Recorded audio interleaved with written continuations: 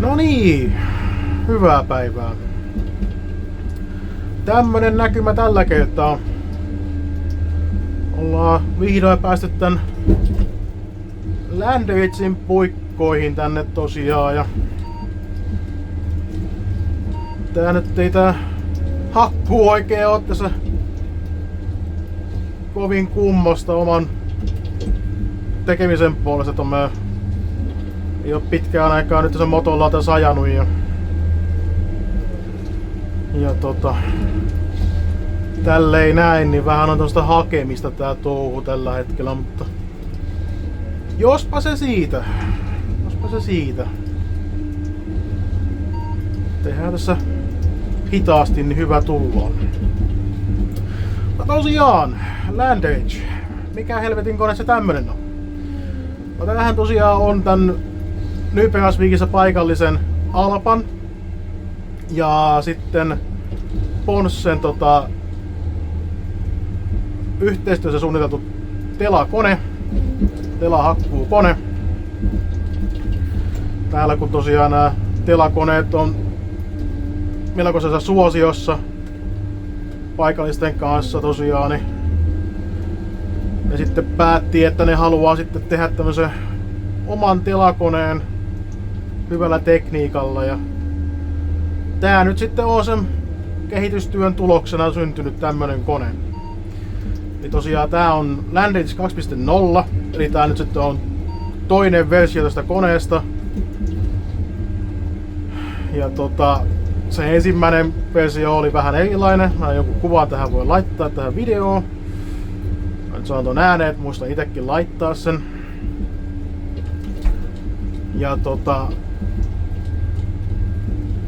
tää itse asiassa tämäkään kone, tää tosiaan on se 2.0.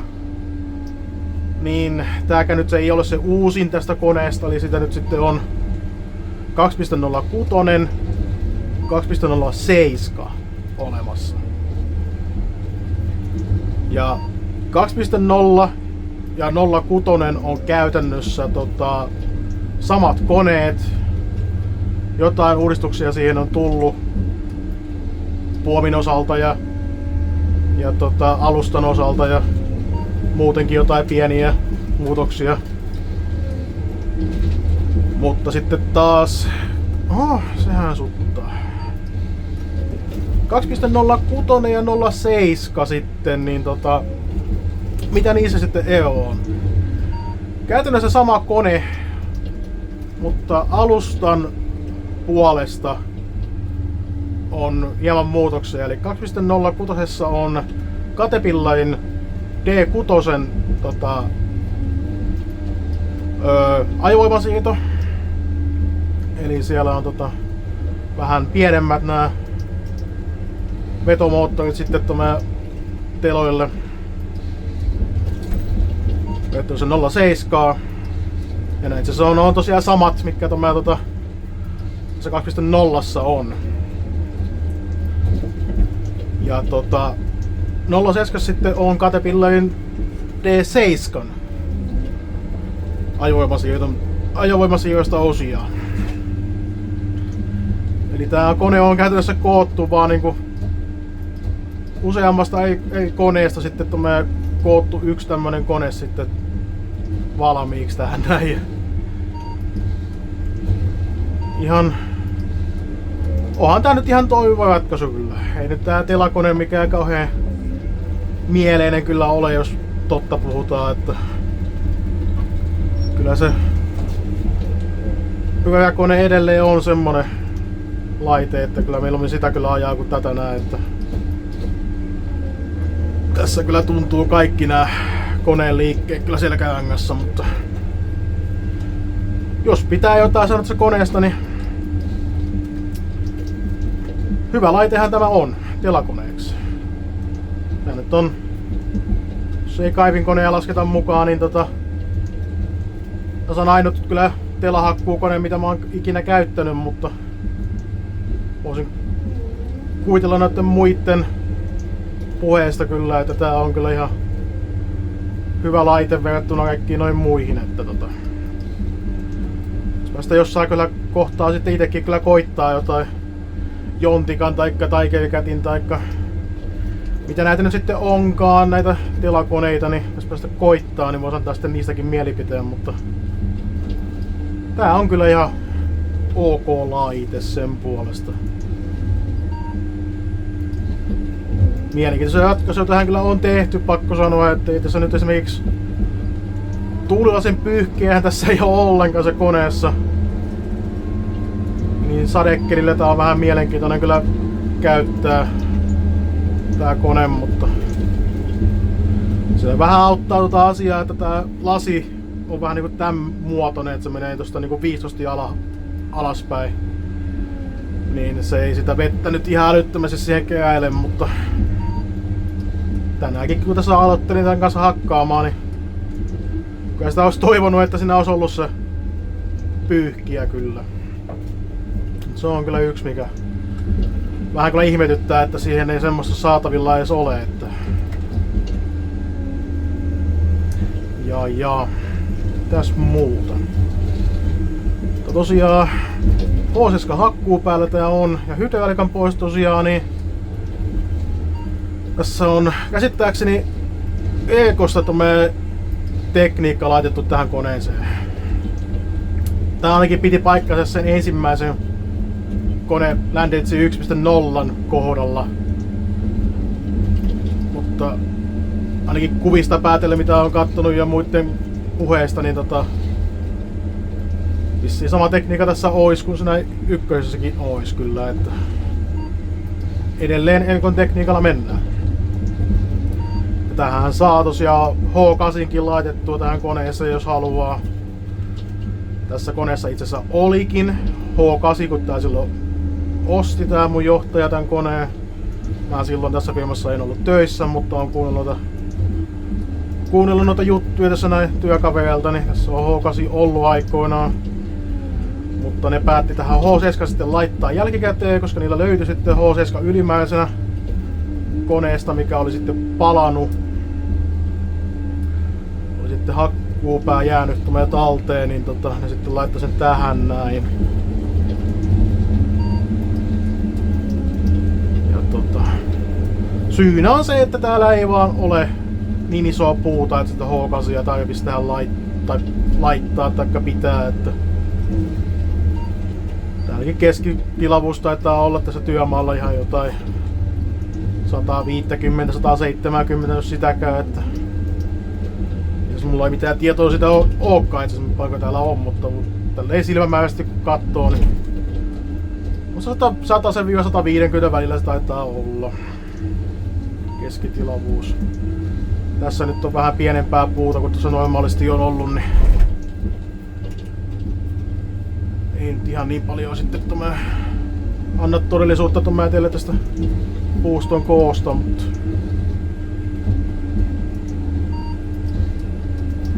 semmosta. Hetkinen, tähän alkaa vähän sujuu tää tekeminen tässä koneen kanssa jo pikkuhiljaa. Siitä ei ihan se on kuollut muutenkin. Ei tule mitään.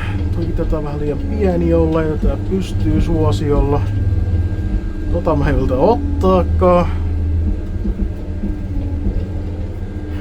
Vähän tämmöstä hakemista, kuten sanoin. Ei nyt ihan suju niinku aikaisemmin hakkuuhommat on sujunut, että ei ihan niin kovalla tahilla tämmöinen hakata puuta kyllä. Että eipä tässä nyt mikään kiire mihinkään ole. Että no.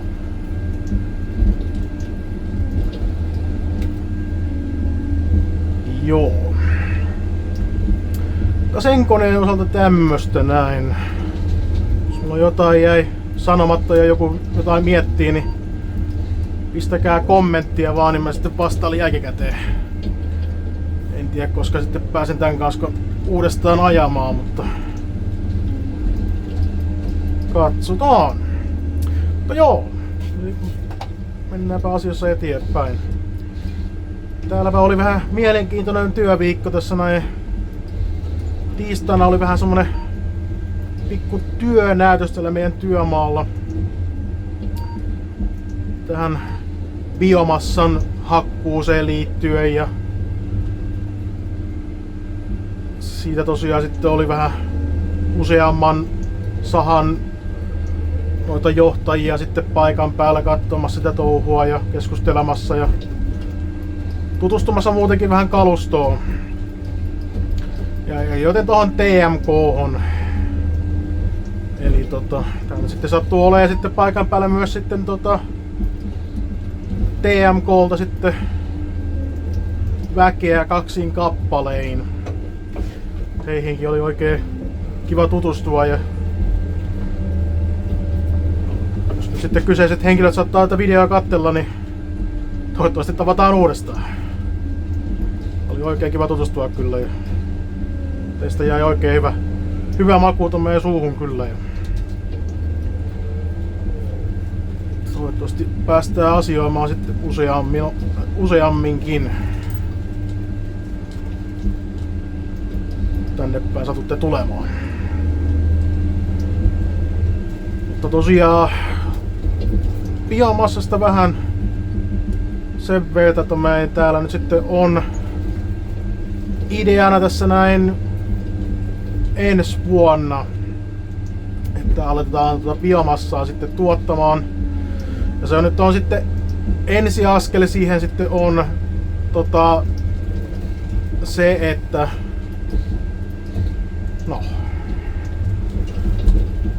sitä aletaan tekemään karsitun energiapuun muodossa. Eli hakkuutähteitä ei vielä oteta tuonne talteen kasalle mitenkään. Koska tää nyt on ihan alkuvaiheessa täällä menossa, tai alkuvaiheessa meneillään tää koko touhu. Ja täällä ei oikein urakoitsijoita tähän hommaan löydy. Nimenomaan myös näitä hakkuurakoitsijoita ei löydy tällä hetkellä ollenkaan. Niin ne nyt sitten ostaa sitten siellä ostaa oman hakkuin sinne niiden sahan pihaan. Ja ne siellä sitten hakettaa asentamaan itse sen puun sitten, kun se koko puuna täällä, tai anteeksi kaisettuna rankana on tehty täällä mettässä ja sinne pölliauton kanssa sitten ajettu. Siinä ne sitten saa vähän ajettua omiakin testejä sen suhteen. Mitä nyt sitten ikinä haluakaan testailla sen suhteen, niin tekevät. Mutta tää on vähän semmonen idea tässä näin ensi vuonna, ja sitäkään ne sitten ilmeisesti kauhean pitkään menee, että ne alkaa sitten sitä latvusmassaa sun muuta tuommoista noin jo vastaanottamaan. Eli ilmeisesti mä tosiaan ensi vuonna sitten syksyyn mennessä sitäkin alkavat vastaanottaa. Ja tuolla sammutijärjestelmä alkaa piippailemaan tässä vähän huoltaa. Hetkin aikaa suuta kuivaa. Anteeksi, juon vähän vettä tässä näin.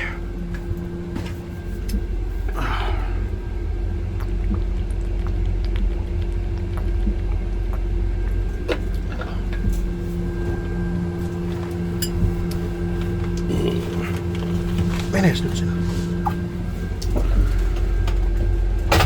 Joo, jatketaan. Alkoi niin pahasti suuta kuivaa, ettei minun sanakkaat tulla pihalle enää. Mutta joo.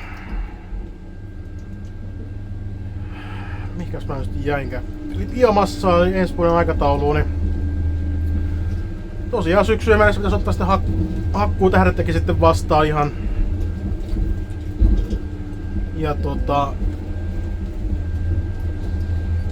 olettaa, että siihen sitten urakoitsijoita sitten lähtee mukaan sitä tuottamaan. Eli tosiaan taksat kun saadaan selville sun muuta tämmöstä näin, niin siitä sitten eteenpäin pikkuhiljaa.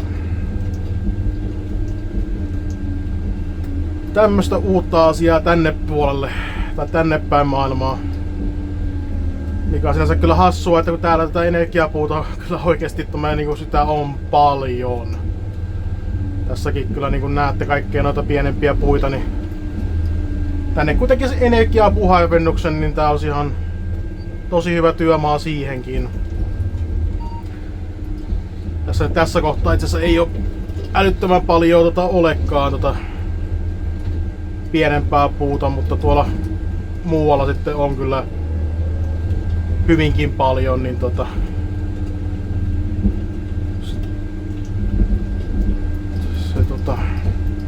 energiapuuhaimennuksia olisi hyvä tänne kyllä tehdä.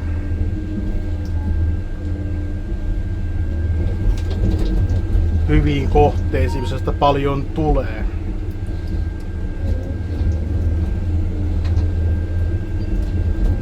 No, saisiko sitä otettua? Toi vähän meinaa katketa toi, mutta voidaan sitä syöttää. Kyllä se sitä meni. Loistavaa.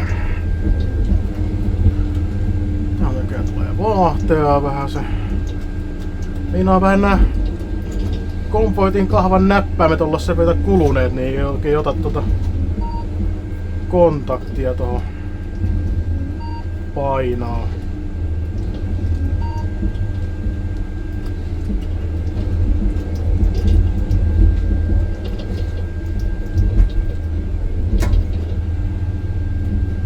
Eiköhän sitä selvitään. No.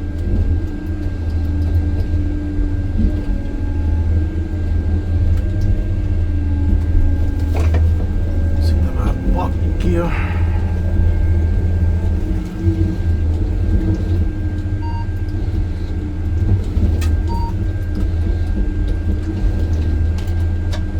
Tulee olemaan kyllä ihan mielenkiintoinen nähdä kyllä, miten tää lähtee tää energiapuun tuottaminen täällä eteenpäin.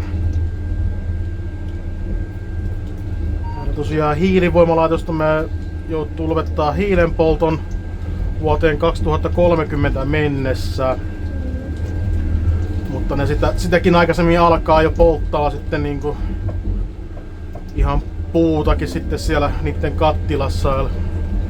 Ja se on sinänsä hauska, että me tosiaan, no kai se nyt tavallaan ymmärtääkin, kun se on hiilivoimalaitos, niin ne eka tosiaan se hakettaa sen puun. Ja sen jälkeen se me jauhetaan hienoksi puuksi. Ja tehdään pellettiä. Ja se on sellaista vähän isompaa pellettiä, mitä sitten puistetaan. Täällä päin puhutaan mustana pellettinä. Mä itse asiassa en oo siihen asiaan nyt ihan älyttömästi tutustunut, minkä näköinen se oikein on, mutta voisin kuvitella, että se on musta. Ja se sitten laitetaan sinne suoraan sitten kattilaan sen jälkeen poltettavaksi. Ja ne on tästä asiasta jotain testejä aikaisemmin jo tehnyt pienemmässä skaalassa ja tuumanneet, että hyvin toimiva ratkaisu tän hiilen polton sijaan. Niin, eli se on toimii ihan hyvin ilmeisesti. Mutta tosiaan semmoista. Tämmöstäpä täällä tällä vaihteeksi. Hakkuukoneen puikossa pitkästä aikaa vähän hakemassa, että mitenkä tätä oikein tehtiinkään, tätä puun hakkuuta. Siitä taisi olla vähän lahua.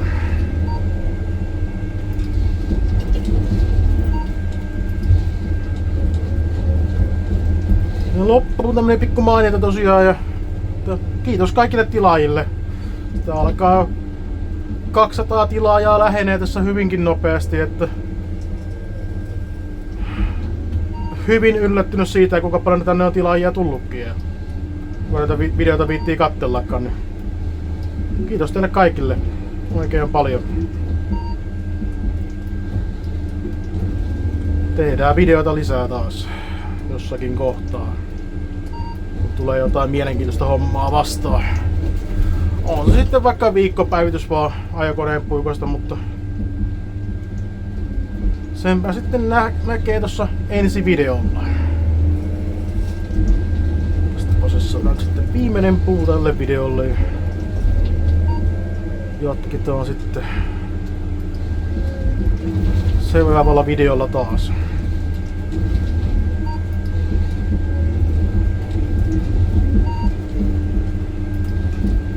No niin, sehän pompas. näihin tunnelmiin.